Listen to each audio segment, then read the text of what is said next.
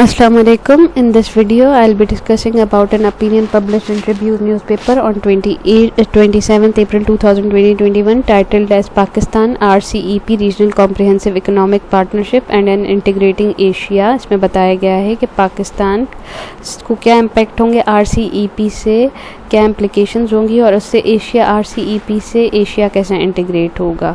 तो इसमें स्टार्ट किया गया है थोड़ा CPEC के बारे में बता के पाकिस्तान की क्या एक्सपेक्टेशंस थी CPEC से और किस फैक्टर्स ने CPEC की प्रोग्रेस को थ्वार्ट किया या हैम्पर किया और फिर RCEP की तरफ स्विच किया गया है, उसके बेनिफिट्स क्या होंगे ईस्ट एशिया को और फिर RCEP के क्या इम्प्लिकेशंस होंगे पाकिस्तान को और फिर पाकिस्तान के लिए जो अपॉर्चुनिटी है RCEP में वो क्या है। तो स्टार्ट करते हैं ओपिनियन को। ये ओपिनियन जो है लिखा है हसन खावर ने और ये एक्सप्रेस ट्रिब्यून में। Only a few year ago when CPEC was launched, के कुछ साल पहले जब CPEC शुरू हुआ था या लॉन्च हुआ था, इट वाज होप, ये उम्मीद लगाई गई थी, it would usher in the new era of industrial cooperation between Pakistan and China, कि ये एक नए दौर का आगाज़ करेगा सनती सेक्टर में पाकिस्तान और चाइना के बीच में। The special economic Jones would provide the well needed state of art industrial infrastructure के स्पेशल इकोनॉमिक जोन्स के थ्रू ही जो है पाकिस्तान में इंडस्ट्रियल इंफ्रास्ट्रक्चर बिल्ट होगा with world class regulatory environment, और वहाँ पे जो वर्किंग इन्वायरमेंट या रेगुलेटरी इन्वायरमेंट होगा वो ग्लोबली एक्सेप्टेबल या आला क्वालिटी का होगा। Hosting industries from China and beyond, और इंडस्ट्रीज़ उसमें स्पेशल इकोनॉमिक जोन्स में आएंगी चाइना और चाइना से भी आगे, मतलब जिन जिन कंट्रीज़ के साथ चाइना इन्वॉल्व है और चाइना की इकनॉमी लिंक्ड है तो चाइना उनको भी यहाँ पे अट्रैक्ट करवा सकता है। प्रॉमिसिंग टेक्नोलॉजिकल ट्रांसफ़र, और उससे हमारे पास पाकिस्तान में जो है इंडस्ट्रियल टेक्नोलॉजी जो है चाइना से पाकिस्तान की तरफ ट्रांसफ़र होगी एंड इंडस्ट्रियल अपग्रेडेशन, और जो हमारा सनती सेक्टर है वो इम्प्रूव करेगा या अपग्रेड हो जाएगा। The second phase of China-Pakistan Free Trade Agreement (CPFTA) was supposed to provide such needed preferential access for Pakistan to the world's largest consumer market। और जो दूसरा फेज़ है China Pakistan free trade agreement का, उससे ये सोचा गया था कि ये पाकिस्तान को एक्सेस प्रोवाइड करेगा, पाकिस्तान को रास्ता देगा, प्रेफरेंशियल एक्सेस पाकिस्तान को देगा दुनिया की लार्जेस्ट कंज्यूमर मार्केट की तरफ।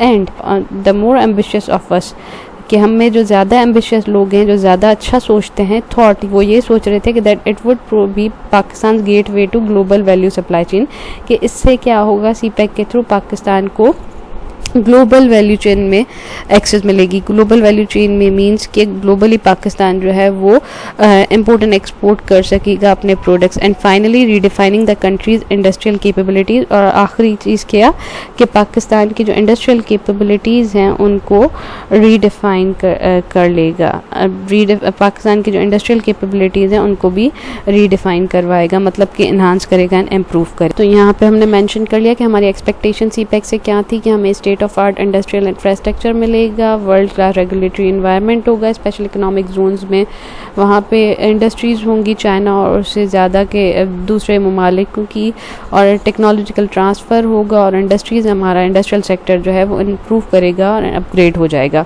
और फिर आगे बात की गई कि जो China Pakistan free trade agreement है उससे कि पाकिस्तान को जो है लार्जेस्ट कंज्यूमर मार्केट तक एक्सेस होगी और ये गेट वे होगा ग्लोबल वैल्यू चेन की तरफ, मतलब कि पाकिस्तान को जो है वो दूसरे ममालिक से इम्पोर्ट एंड एक्सपोर्ट करने में आसानी होगी।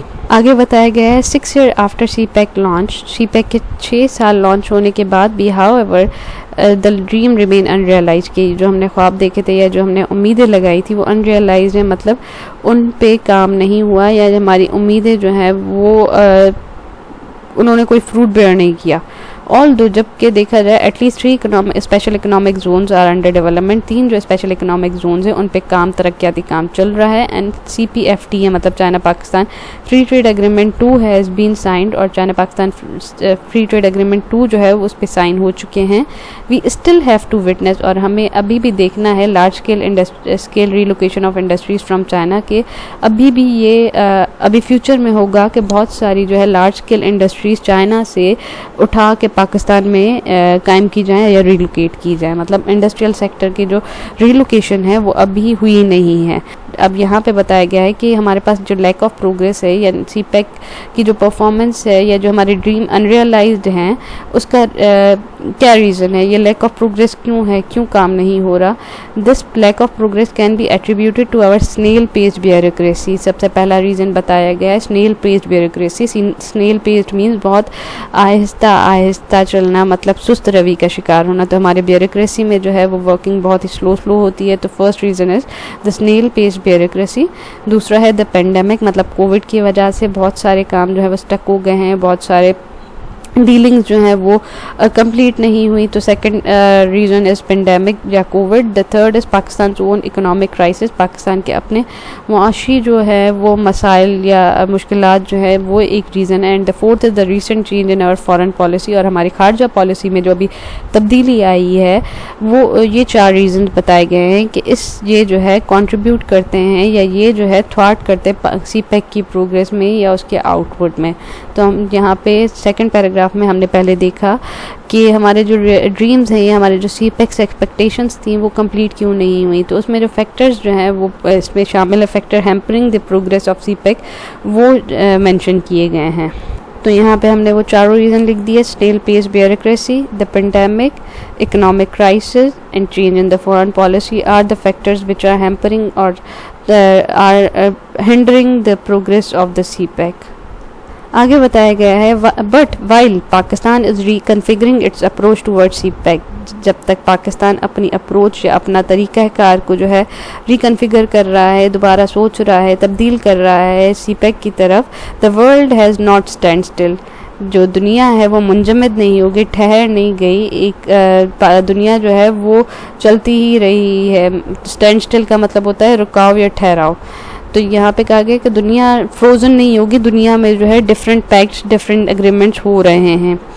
On November 15, 2020, 15 countries, 10 ASEAN country as well as Japan, New Zealand, Australia, South Korea and China signed the regional comprehensive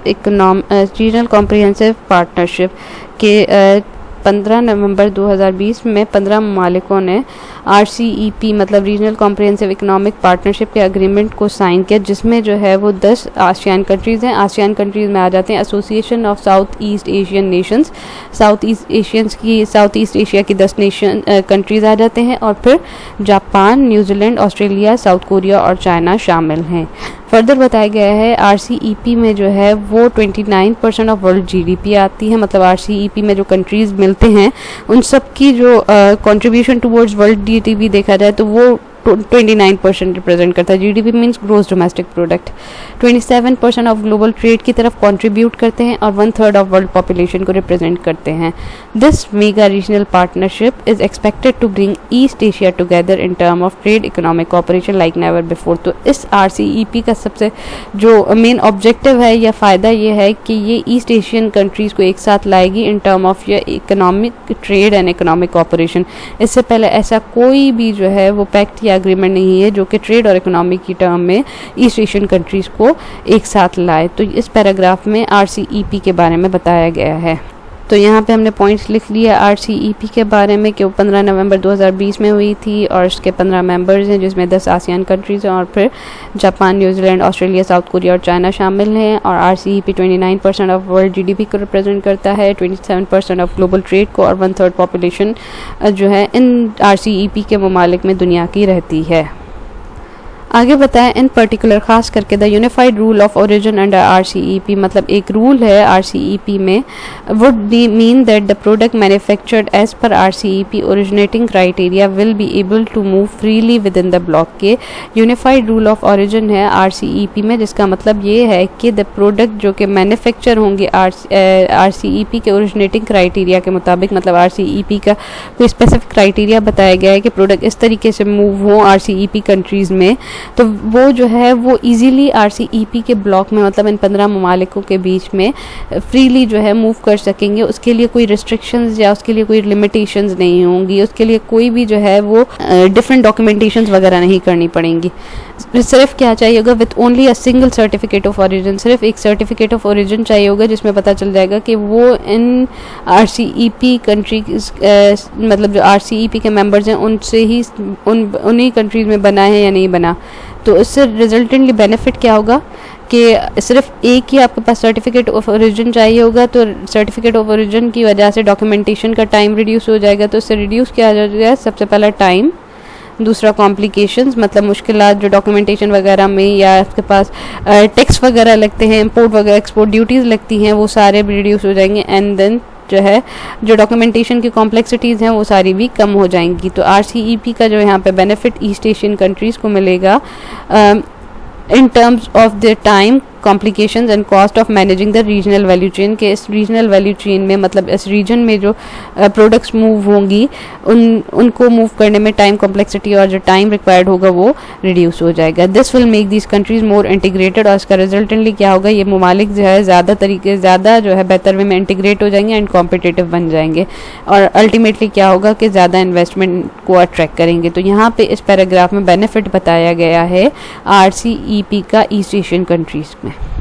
तो हमने यहाँ पे पॉइंट मेंशन कर लिया कि प्रोडक्ट्स जो RCEP में ओरिजिनेट होंगे, RCEP एग्रीमेंट में जो मेंबर्स कंट्रीज़ हैं उनमें ओरिजिनेट होंगे, तो उनको सिर्फ एक सिंगल सर्टिफिकेट ऑफ ओरिजिन चाहिए होगा। इसकी वजह से क्या होगा कि रिड्यूस हो जाएगा टाइम, कॉम्प्लिकेशंस और cost of managing the regional value chains के प्रोडक्ट को जो RCEP कंट्रीज़ में ही प्रोड्यूस हो रहा है, तो वो पूरे इस ब्लॉक में जब सप्लाई किया जाएगा, इस रीजन में सप्लाई किया जाएगा, तो उसके लिए उनको टाइम भी कम लगेगा, उसमें डॉक्यूमेंटेशन वगैरह की कॉम्प्लिकेशंस भी कम हो जाएंगी, और जो ड्यूटीज़ जो है लगती हैं, टैक्स वगैरह लगते हैं, कस्टम ड्यूटीज़ लगती हैं, वो इन ममालिक के बीच में भी नहीं लगेंगी। तो उससे अल्टीमेटली क्या होगा, कंट्रीज़ जो हैं वो ट्रेड और इकोनॉमी की टर्म में इंटीग्रेटेड भी हो जाएंगी, ज़्यादा कॉम्पिटिटिव भी बनेंगी, और इससे अल्टीमेटली क्या होगा, और ज़्यादा इन्वेस्टमेंट को अट्रैक्ट कर सकेंगे RCEP ब्लॉक के countries. But as East Asia will reap the benefit of this deep trade integration, के अब इससे जो RCEP है उससे फ़ायदा होगा ईस्ट एशिया को, ईस्ट एशियन कंट्रीज़ को, वो इंटीग्रेट हो जाएंगी। What will its implication for Pakistan, Pakistan पे इसका क्या असर होगा with RCEP countries becoming more competitive. RCEP countries जो हैं वो ज़्यादा कॉम्पिटिटिव हो जाएंगी, उनका लेवल अच्छा हो जाएगा, एनहांस हो जाएगा। Pakistan relative market access to these countries especially China could suffer. Pakistan का अब बिकॉज वो उस रीजनल ब्लॉक में ही डीलिंग करेंगे, तो पाकिस्तान की जो चाइना तक एक्सेस है वो भी सफ़र करेगी, उस पर भी बहुत असर पड़ेगा, leading to loss of export to regional competitors. और उससे क्या होगा, अल्टीमेटली पाकिस्तान का जो एक्सपोर्ट्स हैं वो कम हो जाएंगी रीजनल कॉम्पिटिटर्स की तरफ। और considering that almost 1/6 of our exports are destined for RCEP countries. अब अगर हम ये कंसिडर करते हैं कि हमारी जो एक्सपोर्ट्स होती हैं उनमें से 1/6 मतलब 1 में से 6 हिस्सों में से 1 हिस्सा जो है वो RCEP कंट्रीज़ को ही जाता है। Such erosion could be significance. Erosion कहते हैं किसी चीज़ में ग्रेजुअली कमी आना, द ग्रेजुअल डिस्ट्रक्शन और डिमिन्यूएशन ऑफ समथिंग, कि किसी चीज़ का मिटना या आहिस्ता आहिस्ता किसी चीज़ का कम होना या इरोड होना। तो यहाँ पे कहा गया है कि बिकॉज RCEP की वजह से पाकिस्तान पे क्या इम्प्लिकेशंस हो सकती हैं कि पाकिस्तान के एक्सपोर्ट जो है, कंसिडर करते हैं कि 1 में से 6 हिस्सों में से 1 हिस्सा RCEP कंट्रीज़ को हम एक्सपोर्ट करते हैं, तो वो रिड्यूस हो जाएगा। और दूसरा मेन बात कि हमारा जो एक्सपोर्ट चाइना को होती है वो भी हमारी रिड्यूस हो जाएगी। मोर ओवर, और क्या, as RCEP member become more attractive for investment on the back of improve competitiveness, और RCEP कंट्रीज़ जो हैं वो अट्रैक्टिव भी हो जाएंगे कि वहाँ पर इन्वेस्टमेंट ज़्यादा की जाए। Pakistan will become relatively less attractive for FDI। तो पाकिस्तान में जो है वो फॉरेन डायरेक्ट इन्वेस्टमेंट, FDI जो का मतलब होता है फॉरेन डायरेक्ट इन्वेस्टमेंट, मतलब बाहर वाले कंट्रीज जो हैं वो पाकिस्तान में कम इन्वेस्ट करेंगी, बिकॉज RCEP वाला ब्लॉक जो है वो ज़्यादा अट्रैक्टिव और जो है कॉम्पिटिटिव ब्लॉक हो जाएगा, तो उन कंट्रीज़ में ज़्यादा इन्वेस्टमेंट की जाएगी। Pakistan FDI inflow have been declining after CPEC infrastructure investment has been dried up। Pakistan का FDI inflow जो है वैसे ही कम हो चुका है जब से जो है है डिक्लाइन हुआ है, मतलब गिराव आया है आफ्टर सीपेक के इंफ्रास्ट्रक्चर इन्वेस्टमेंट जब से जो है ड्राई अप हुई है, मतलब जब से जो है सीपेक ने इंफ्रास्ट्रक्चर इन्वेस्टमेंट को स्टॉप कर दिया है या रिड्यूस कर दिया है या रुक गई है, तो तब से ही पाकिस्तान के एफडीआई जो है वो रिड्यूस होता गया and this could take a further toll over the next few year. और ये जो है मजीद ख़राब होगा। टेक अ टोल का मतलब होता है to have a serious and bad effect on someone and something, तो इसके और ज़्यादा मजीद जो है नेगेटिव इम्पैक्ट्स आएंगे for next few years importantly. और सबसे अहम क्या, इन द लॉन्ग रन, लंबे वे में अगर सोचा जाए, लॉन्ग टर्म्स में सोचा जाए, as the world is organising itself into new trade bloc, कि दुनिया जो है वो नए नए ट्रेड ब्लॉक्स बना रही है। Pakistan could be isolated, Pakistan अकेला रह सकता है, या जब दूसरे कंट्रीज़ में भी पाकिस्तान को आइसोलेट कर दें और उससे कनेक्शन क्रिएट ना करें, उससे ट्रेड वगैरह ना करें एंड लूज आउट का मतलब होता है be deprived of opportunities and be at disadvantage, मतलब Pakistan and lose out on the long term benefits of trade integration. और ट्रेड इंटीग्रेशन के मतलब कि डिफरेंट कंट्रीज से ट्रेड के जो बेनिफिट मिल रहे हैं उसका भी नुकसान पाकिस्तान को लॉन्ग टर्म में हो सकता है। तो इन 3 पैराग्राफ्स में इम्प्लिकेशंस बताई गई हैं RCEP की वजह से पाकिस्तान को क्या क्या नुकसान हो सकते हैं या पाकिस्तान के लिए क्या क्या नेगेटिव इम्पैक्ट्स होंगे RCEP बनने की वजह से। तो हमने यहाँ पे ये पॉइंट मेंशन कर दिए कि पाकिस्तान के एक्सेस टू मार्केट सफ़र कर सकती है और पाकिस्तान के एक्सपोर्ट को लॉस हो सकता है, फॉरेन डायरेक्ट इन्वेस्टमेंट जो है वो कम हो सकती है और पाकिस्तान आइसोलेट भी हो सकता है, मतलब दूसरे कंट्रीज़ पाकिस्तान के साथ रिलेशंस में भी कायम ना रखें, ट्रेड रिलेशंस ना कायम रखें। अल्टीमेटली पाकिस्तान को जो है लॉन्ग टर्म बेनिफिट जो है इन टर्म ऑफ ट्रेड इंटीग्रेशन जो है वो उस डिसएडवांटेज हो सकता है, मतलब उसका लॉन्ग टर्म में जो है पाकिस्तान के ट्रेड को नुकसान हो सकता है।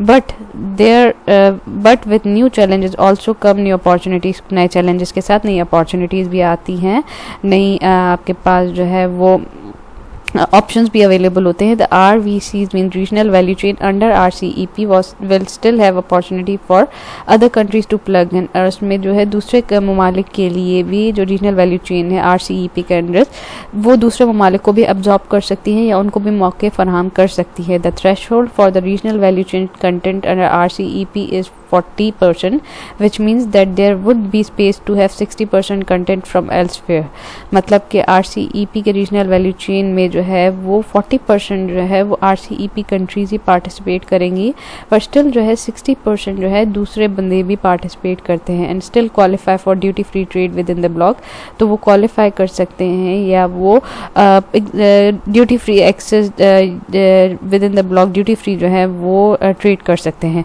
विच could provide a gateway for Pakistan to plug into the strengthened RVEC। तो ये पाकिस्तान के लिए एक अपॉर्चुनिटी है या एक अच्छी उम्मीद की किरण है कि पाकिस्तान इस रीजनल वैल्यू चेन में पार्टिसिपेट कर सकता है जो RCEP के अंडर बनी है।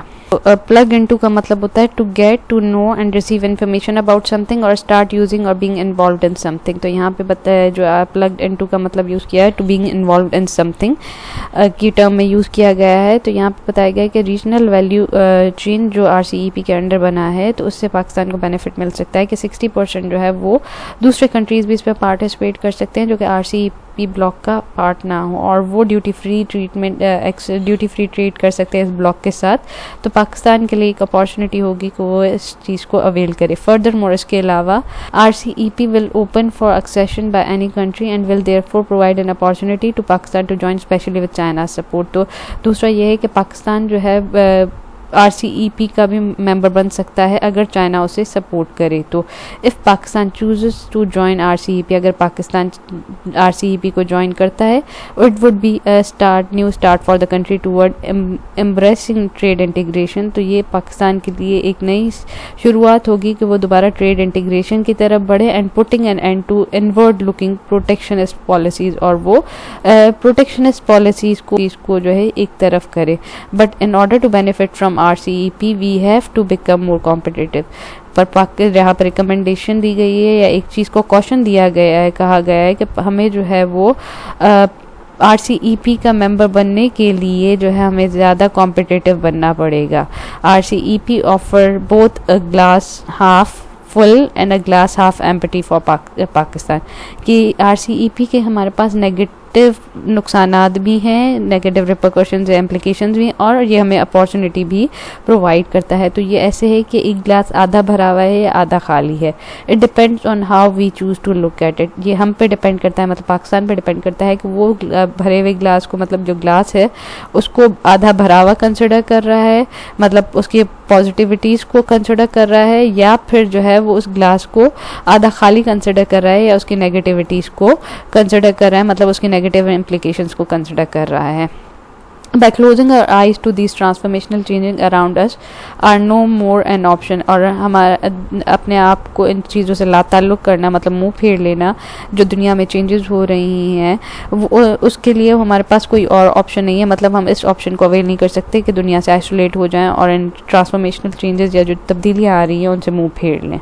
तो यहाँ पे बताया गया है कि पाकिस्तान के लिए अपॉर्चुनिटीज़ क्या हैं, कि पाकिस्तान जो है वो रीजनल वैल्यू चेन जो RCEP के अंडर बन रहा है उसको ज्वाइन कर सकता है। पाकिस्तान खुद RCEP का मेंबर बन सकता है अगर चाइना सपोर्ट करे, और अगर पाकिस्तान RCEP को ज्वाइन कर लेता है तो कंट्री जो है वो ट्रेड इंटीग्रेशन की तरफ प्रोसीड करेगी, और वो जो है इनवर्ड लुकिंग और प्रोटेक्शनिस्ट पॉलिसीज़ को भी साइड पे कर देगी।